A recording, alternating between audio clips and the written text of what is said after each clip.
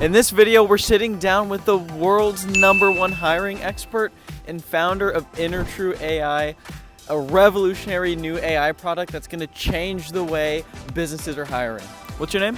Rick Girard.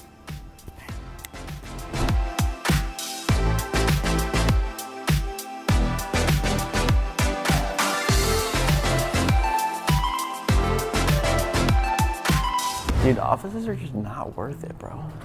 If you're watching this, can my mic is hot? Yeah. If you have an online internet business, there's no need to pay for a fucking office, especially when you're just starting. Everybody wants to get their office, get everything decked out. You don't need it. When we first got out of our window cleaning company, we went to like this big city tower in Orange County and like paid for an office, and it was like what, $2K a month or something, or close to that.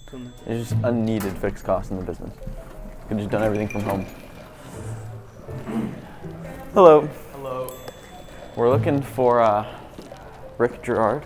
Rick, take us back, man. Tell us name, age, what you do, and then take us back to the beginning, how it all got started. Sure. So my name is Rick Girard. I am the founder and CEO of a company called Intertru. I'm not going to tell you my age because I'm old as fuck, but around you guys, at least I feel that way. Okay. My journey started when I made a wrong turn out of Albuquerque, like Bugs Bunny. You know, I went to art school and I was going to be a professional photographer. Then I learned that that lifestyle just wasn't for me.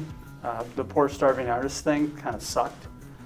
And then I had a cousin who was a headhunter, and the guy was just rolling in dough. And I'm like, I got to get me on some of that. So I had an opportunity to move up to Sun Valley, Idaho and work with him. And we ended up, I moved up really to snowboard, but I had a job secretly, and ended up falling into a career. So I got to snowboard for, 100 days a year for like 4 years when I was up there. And then we came back down here, built up another company, built it up pretty big, and I sold it. I sold my interest back to him, turned around, and I packed up and I moved to Hawaii for 10 years. Wait. I did not know you sold a company before. Yeah. What was the company? It's called Cross Creek Systems. It was a recruiting firm. How about at the peak, like what was your biggest year? We were close to, I think we were like 40 people. My group alone was doing about 4 million in revenue, and then we had 2 other groups that were doing about 2. Dude, that's pretty, what is that, 8 million? Yeah, about 8 million. Jeez. Yeah. Okay, and then you sold your shares?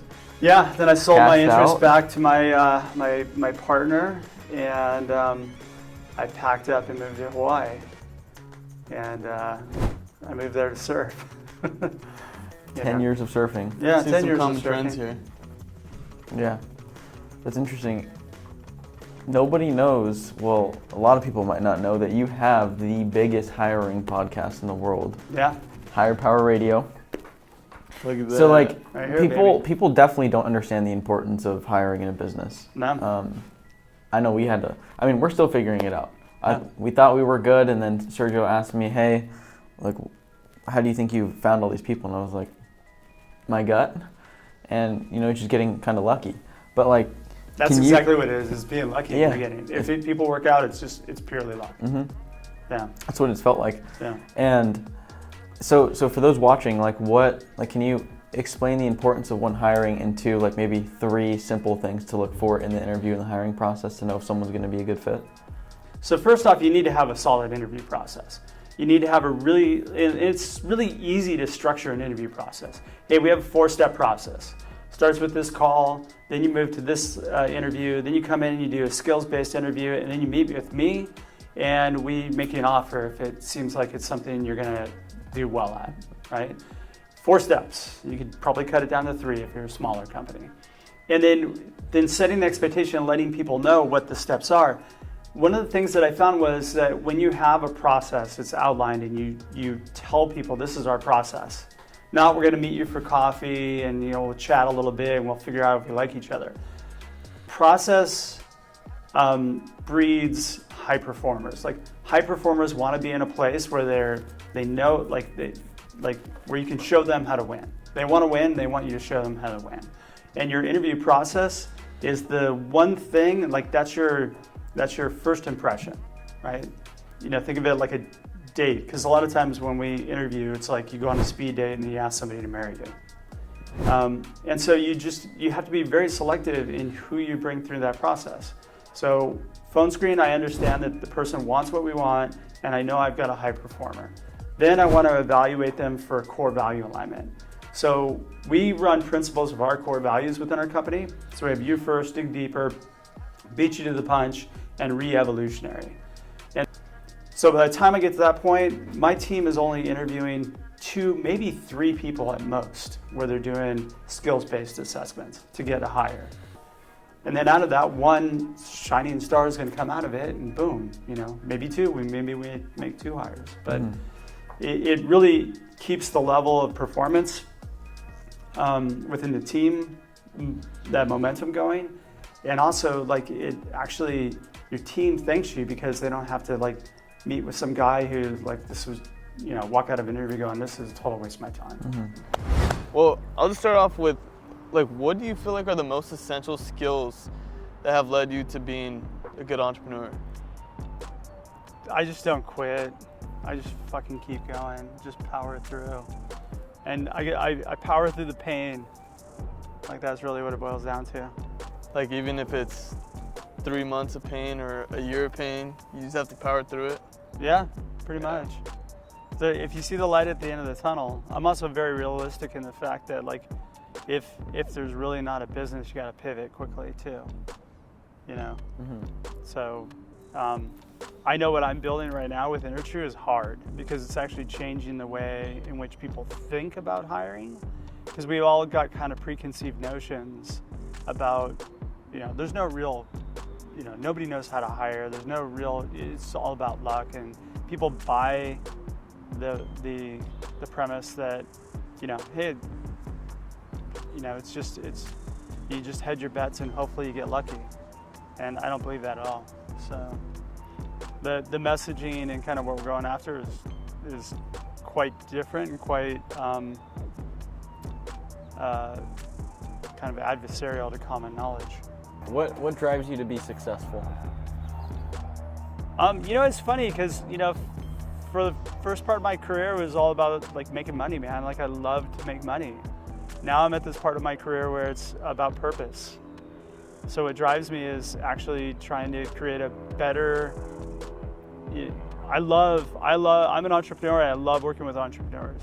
So for me, it's about ensuring, helping entrepreneurs to do a much better job and become successful. That's kind of what's driving me right now, that purpose.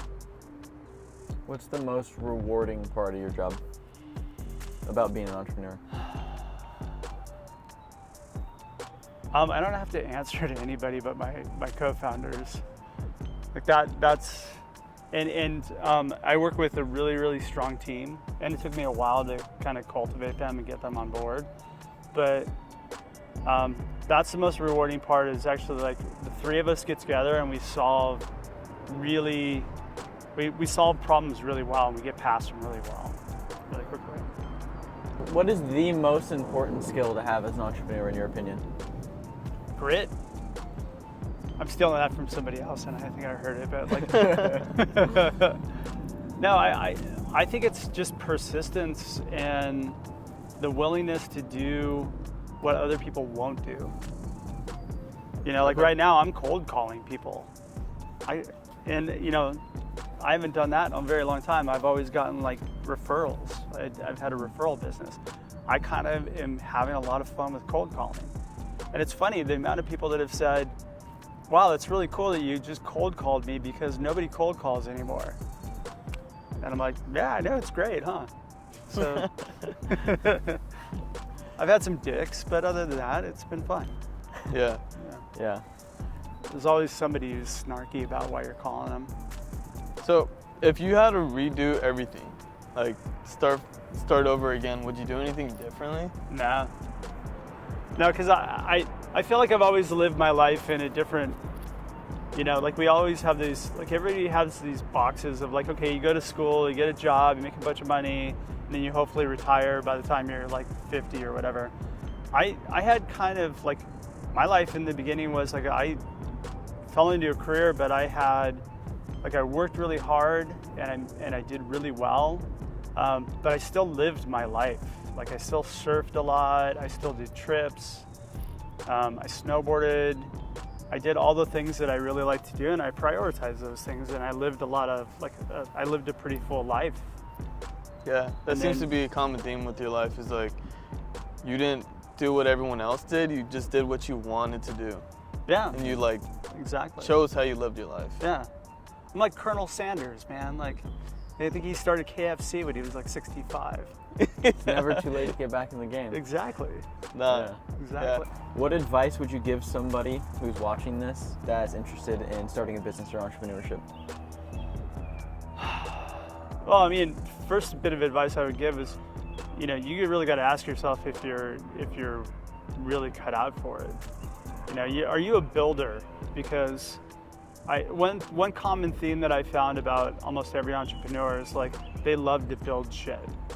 Like they like to start with nothing and create something and make it into something, right? And if you're not that type of person, don't do it. Just get your 9 to 5 and live your life and go do your vacations.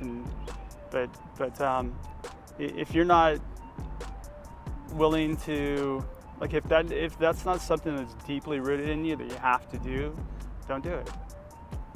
So, if people want to reach out to you, learn from the man, the myth, the legend, Rick Girard, they're interested in Intertru, they want to cut you a check, or maybe they need an executive placed, where can they find you? Yeah, I'm on LinkedIn. You can also drop me an email, rick@intertru.ai. It's intertru.ai. I also have a book, which I think I gave you a copy. Healing Career Wounds, which is like kind of a weird title, but it's actually the punchline for, like, if you're a entrepreneur or you're a company, you're trying to hire people and you want to get really strong talent, that's what you need to demonstrate to each person that you really like, that are going to be the strongest people for your company. You can heal their career wounds, which like 90% of the people have in their current jobs. Then it puts you in a position where you bring much higher value to them as a human. But not only that, it also is a form of currency for a lot of people. A lot of people move because they don't like their boss, they don't like the content of the work, or there's nowhere to grow.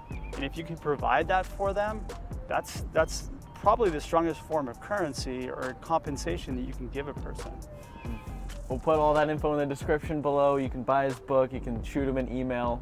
But if you guys like this, you want to see more like this, subscribe, notification bell, and let us know who you want to see next. Peace.